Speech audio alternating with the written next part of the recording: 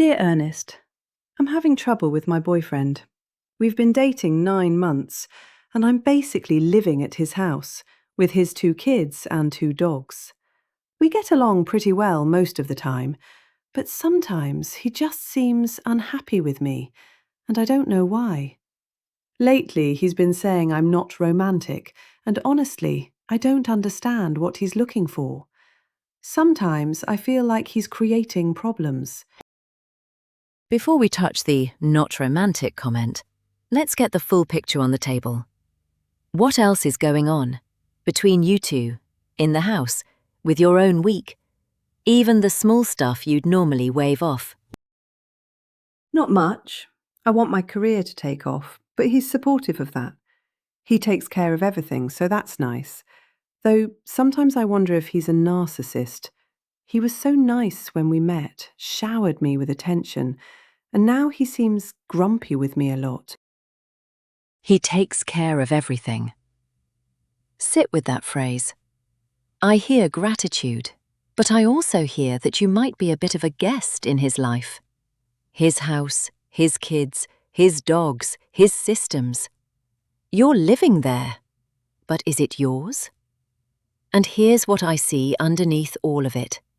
A woman who has slotted herself into someone else's fully built life and is trying to figure out how to be the right shape for it.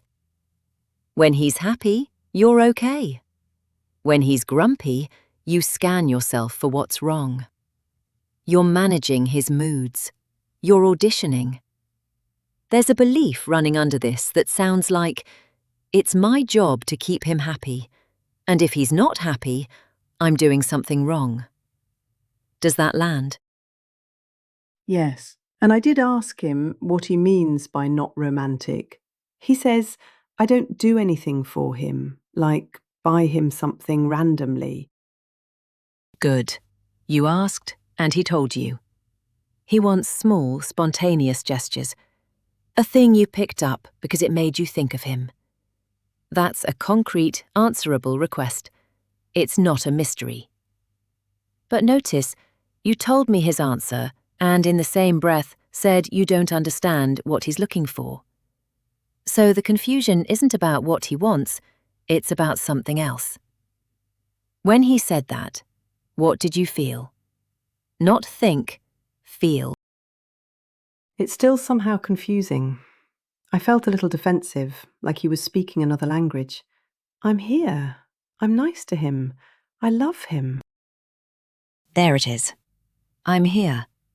I'm nice to him. I love him. That's your language of love. Presence, warmth, being there. His is different. He feels loved when someone thinks of him when they're not with him. That's what registers to him as, I matter. When he told you, it felt like he was invalidating everything you do give. But he wasn't. He was answering the question you asked. That's not him creating a problem. That's him handing you a key. And I'll be direct. I don't think he's a narcissist. I think you're living in his house, being present, waiting for that to be enough. And it's not landing. So you're starting to make him the problem. Because if he's the problem, you don't have to look at whether you're actually investing in this relationship or just inhabiting it. 9 months in, and you haven't picked up a single random thing that made you think of him. Does that sting a little? Yes, I guess I don't understand men. He's one of the nicest people I've met, and this is one of the most serious relationships I've had. That's honest, and it matters. So here's the thing underneath everything. I think you believe being loved is something that happens to you. That if you show up and are nice, love arrives. The man pursues, gestures, showers. And when he stops, something must be wrong with him or the relationship. He showered you at the beginning. That's the pattern you know. Now he's asking you to be an active participant in loving him. And it feels foreign. You're calling it confusion, but it's unfamiliarity. The belief I want you to look at. I am someone who receives love, not someone who actively creates it. Is that true? Yes. Thank you for being honest. That took something. Now try this with me. Imagine you're the opposite, a woman who actively creates love, who doesn't wait to be shown, who shows, who sees a book and thinks, he'd like that, hears a song and sends it before the chorus ends. Feel her, don't think about her. What does her morning in that house look like? What does she do? Calm, thoughtful, texting more, maybe cooking for him sometimes, sending him a song. Relaxed.